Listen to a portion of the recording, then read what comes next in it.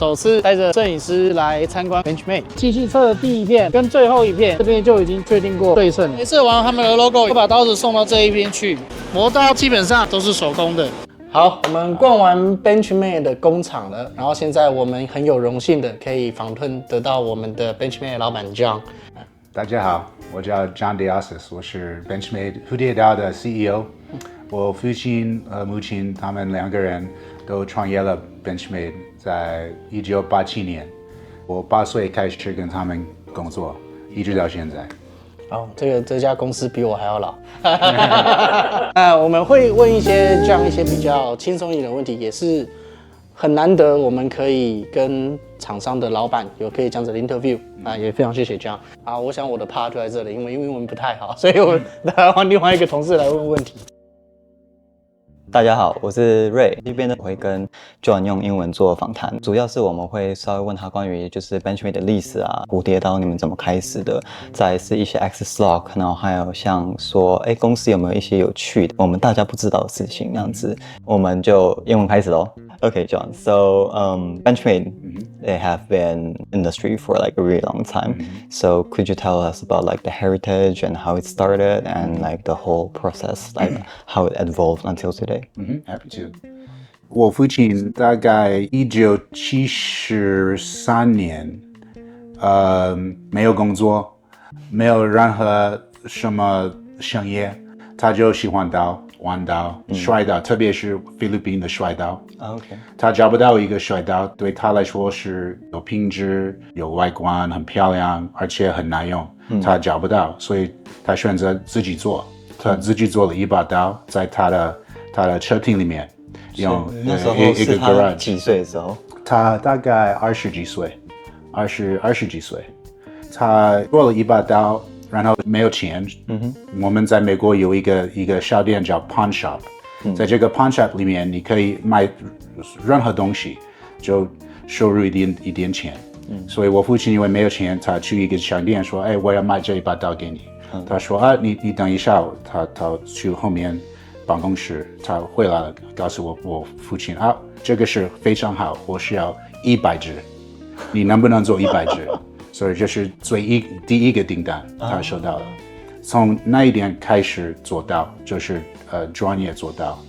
他做了刀大概7到8年，然后当时他是从日本进口一些小零件，这些零件当时这个经济方面不太好，所以他lost a lot of money， 破产了。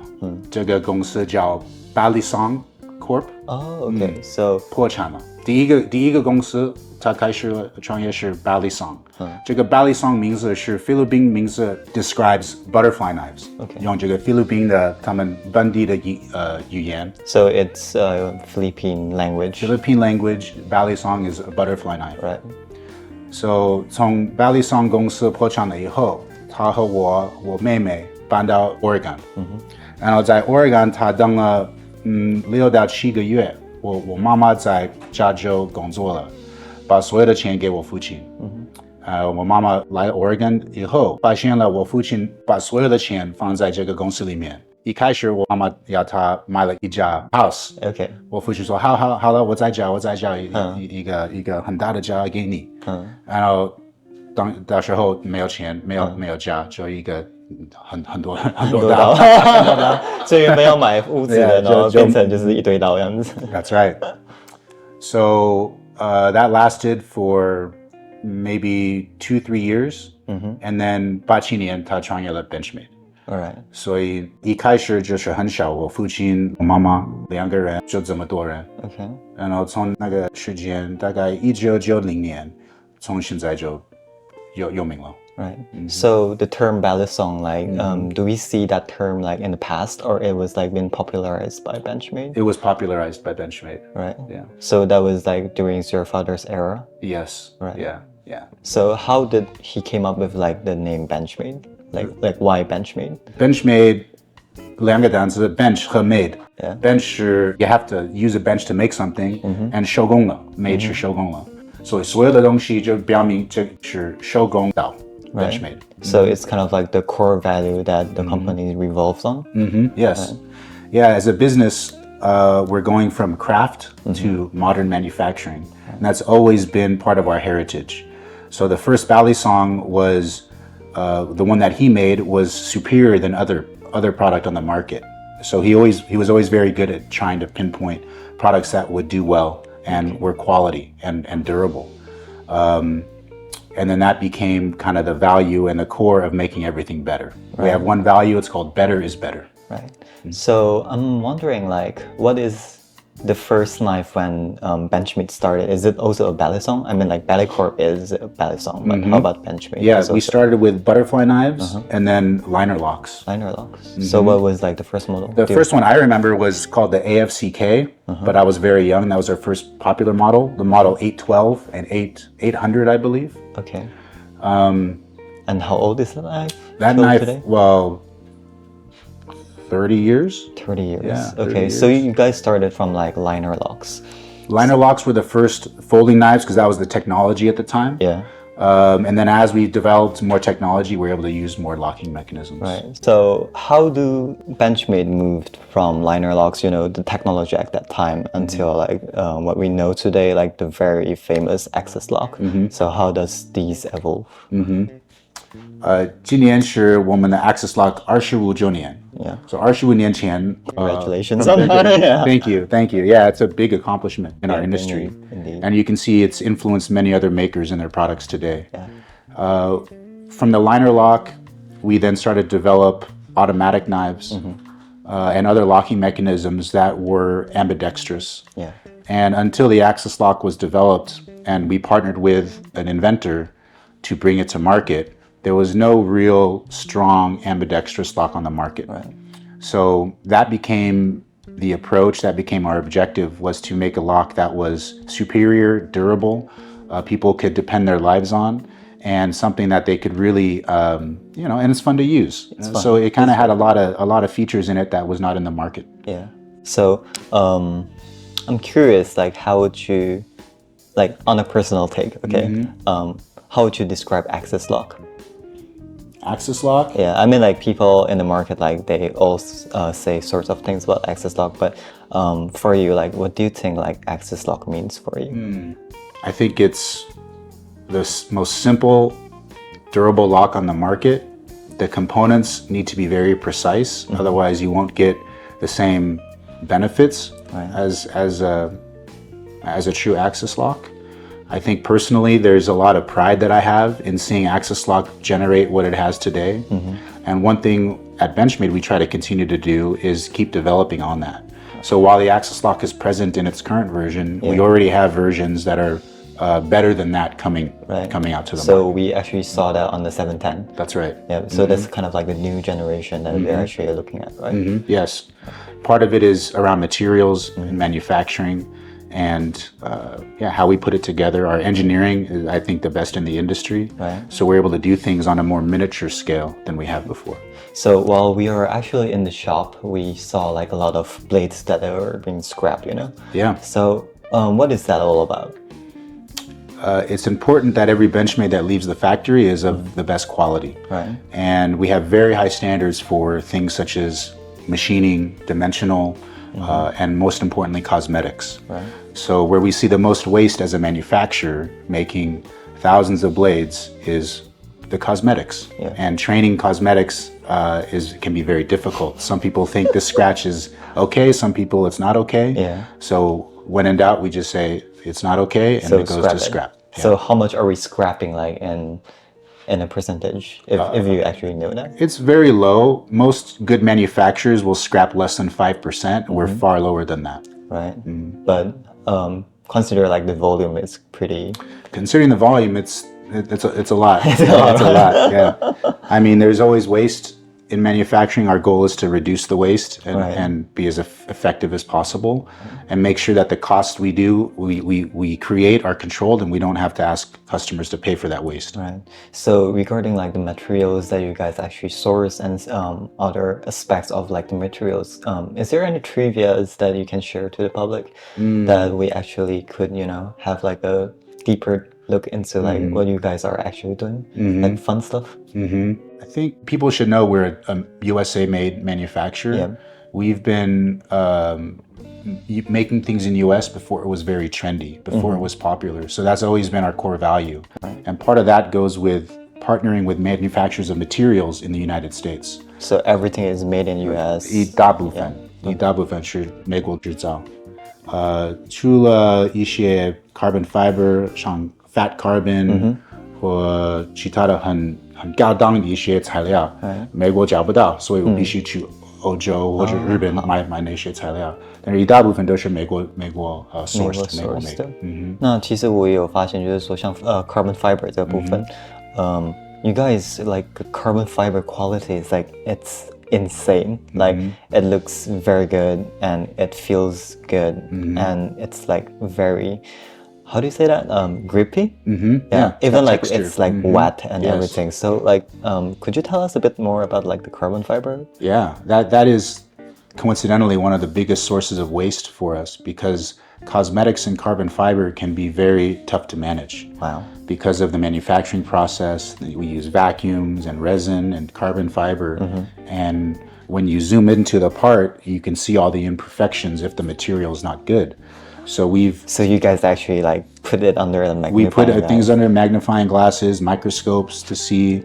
We machine down layers to check for defects. Right. And then if there's defects, we throw the material away. If there's none, we then proceed to machine. Okay.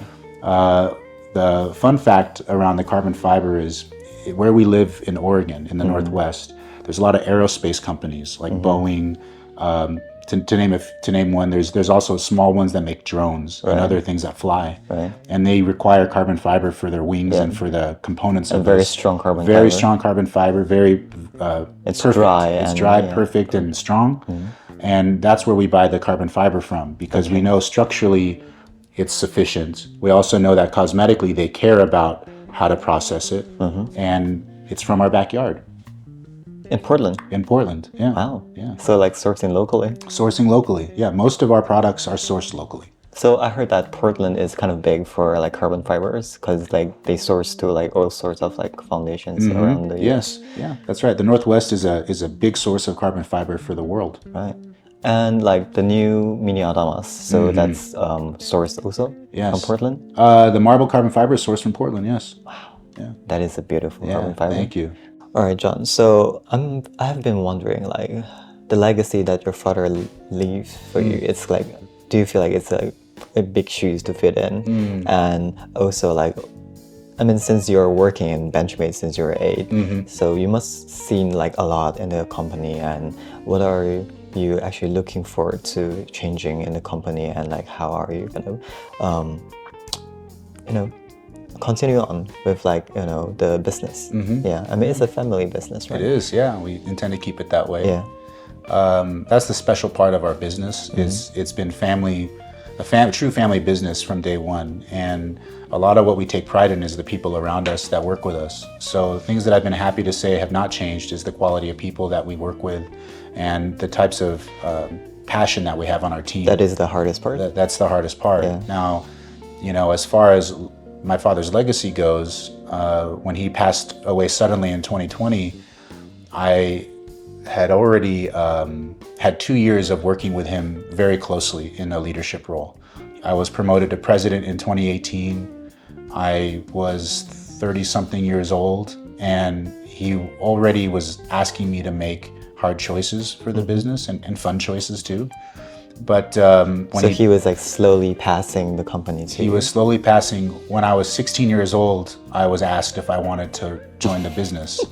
Of course I said yes. And every step of the way. Young. Very young. Yeah. Decide what you want to do with the rest of your life. Yeah, I don't even know what I want to do when I was 16. But what I was lucky about was this legacy and this idea of carrying forward the family business beyond him and my mother. Right. So my job right now is to steward the business for the next 20, 30 years until my 2 children have an opportunity to maybe partake in it and work.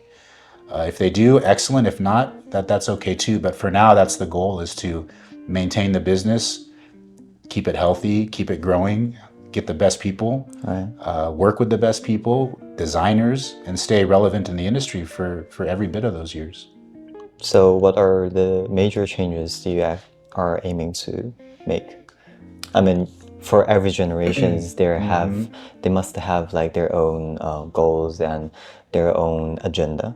So what are you looking at? The easy part, the simple part is a lot of what we're doing now has been core to our values from day one.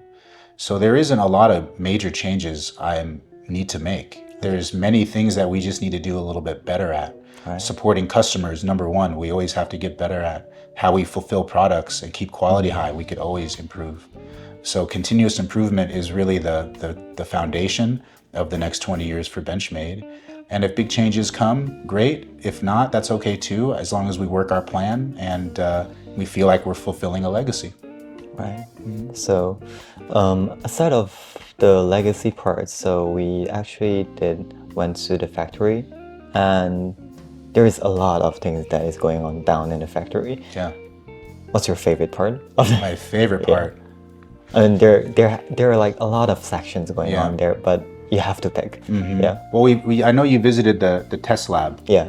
That was my favorite part. That's my favorite part too. That's where we prove ourselves, you know, and that's where a lot of the work that is done, we don't publish it. There's not a lot of things that we talk about, but it gives us confidence that the product is the best in the market. Right. All of the tests that we do, we create, we manage, we facilitate, and we try to make sure that they do create new bars of premium in the industry. Right. So we like to break things there. We like to test things there. There's many other functions that test lab does for us, but it helps us really build quality into the part. Right. And not just inspect it like other companies. So the question is, did the test lab start during your era or like way before?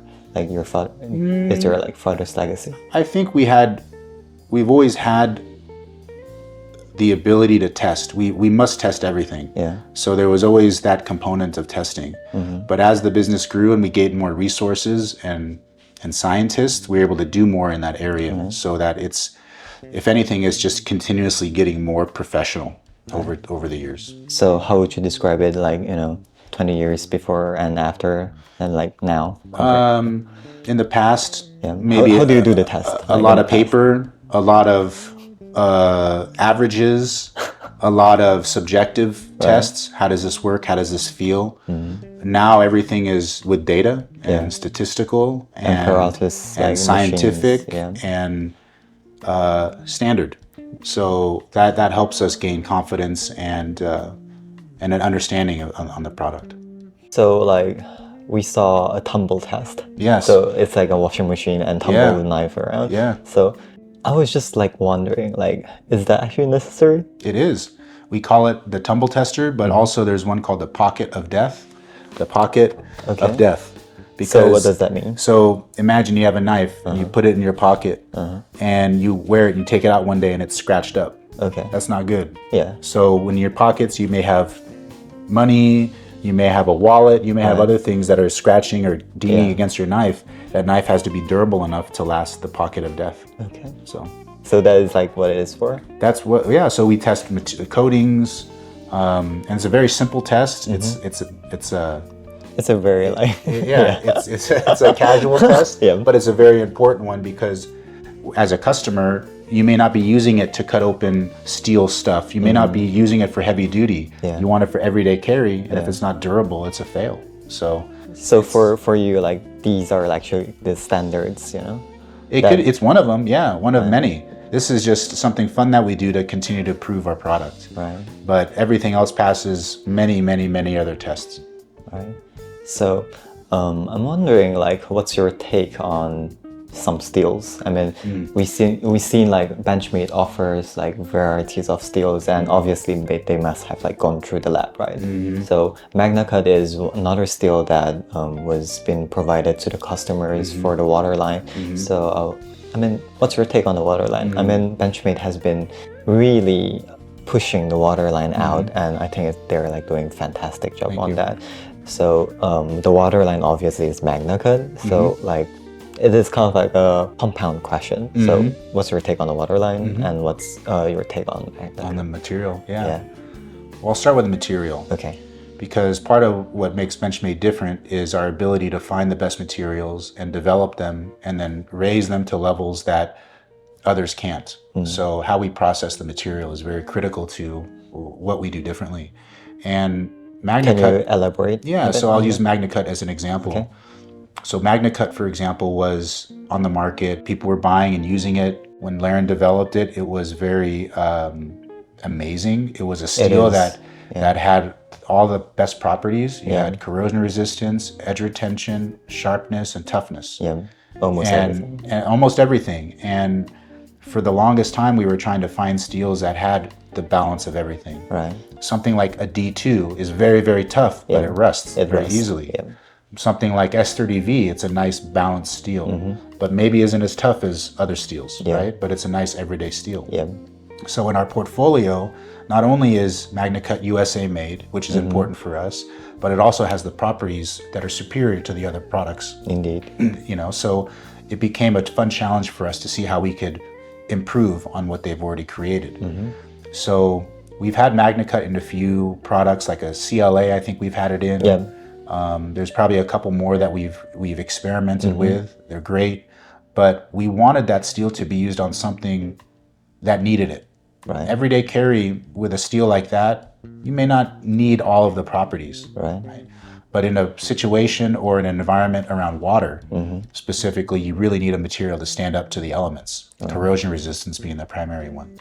So when you have MagnaCut being great at corrosion resistance and really good at holding an edge, why not try to take it someplace challenging? Right. So that's where we chose it for water. And our water line is brand new. It debuted last month actually, and so far has been a very nice success for us.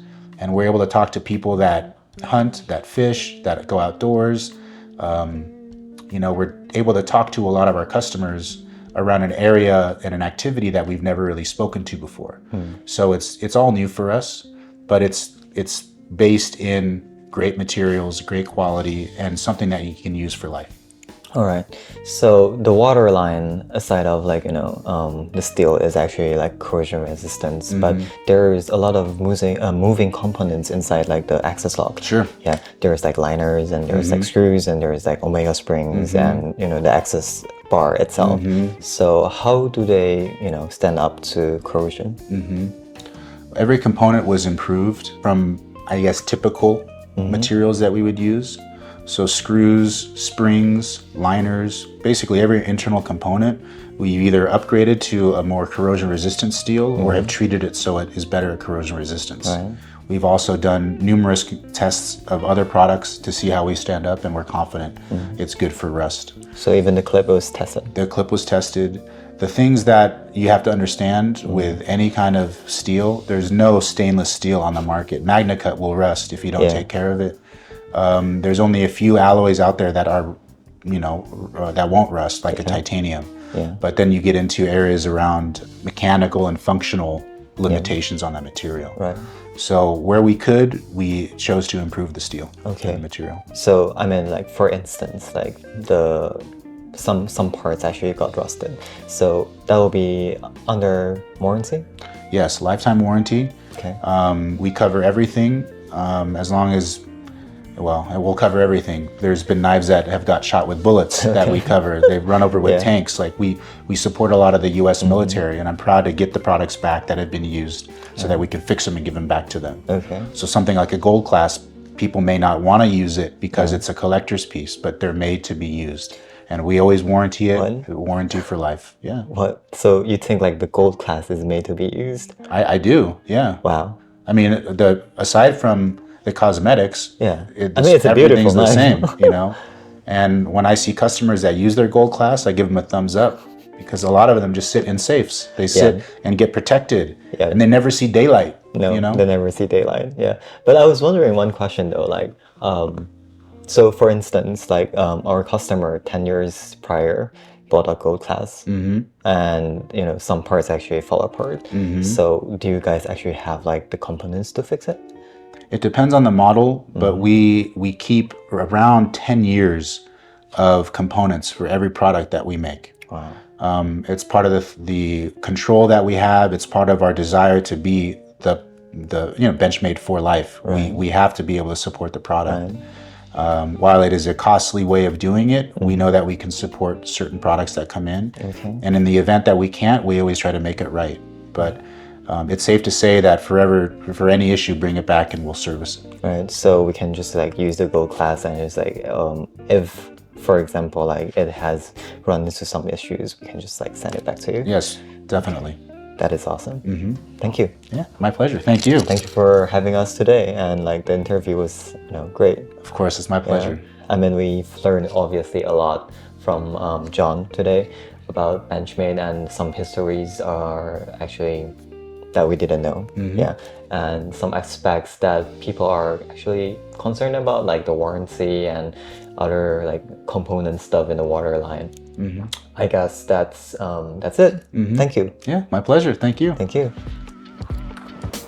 好，我们这次的 Benchmade 之旅呢，大致上已经告一段落了。然后希望大家会喜欢我们这一集的影片，因为里面还有包括他们的工厂介绍，以及他们的售后服务，一些细节的地方。Benchmade 这一次逛下来呢，我们这次的收获还蛮大的，包括他们的一些 QA 问答啊，还有他们的一些细节的地方，希望能够给观众对 Benchmade 有更好的印象。然后我们这一集的影片基本上是我们的第一站，我们希望能够以后拍更多这种影片给大家。那大家有希望我们要问刀厂的什么问题，以及我们希望我们所拍的细节更多一点，都可以在下方留言跟我们说。好，喜欢我们的影片的话，按赞、订阅、加分享，然后我们可以介绍更多给您，谢谢。